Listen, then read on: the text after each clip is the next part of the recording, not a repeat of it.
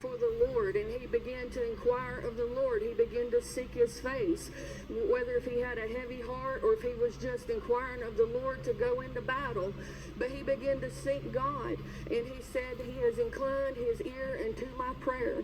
And prayer is a place of deep communication with God, a place that you can feel the presence of God and the very heartbeat of God, that you can get a burden for souls, that you can get a vision, and that you just learn that very heartbeat of God in the very presence of God.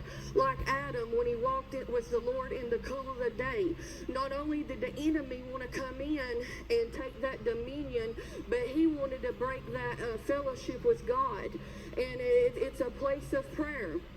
So when I think of a place of prayer, I think about David, how David was anointed by God, and how the Philistine come against Israel, and they were taunting them for 40 days, and the king wasn't where he needed to be with God, and that fellowship with God was broken. But there was a little David on the backside of a desert that had a relationship with God, that walked and talked with God, and I believe that's where he got his psalms from. I believe that's where he got his songs from.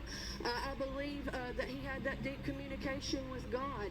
So God led him to the battle, and as he went out to the battle, and he heard of this Philistine, boldness rose up in David, and he said, who is this uncircumcised Philistine that he should defy the armies of the living God?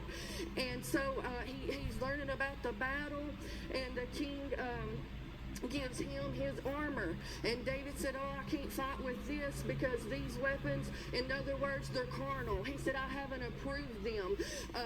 Saul was trying to put a shield and a sword and a spear on him, and how many know that the scriptures declare that the weapons of our warfare, they're not carnal, but they're mighty through God to the pulling down of strongholds. There's a place in prayer that'll drive back hell. There's a place in prayer that'll pull down the strongholds. There's a place in prayer that will change a doctor's report. There's a place in prayer, hallelujah, that'll put a hedge around your home and a hedge around your family.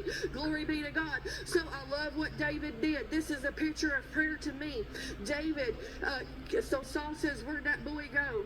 And he's looking around for him, and he says, I have not approved these. I've never won a battle in the carnal.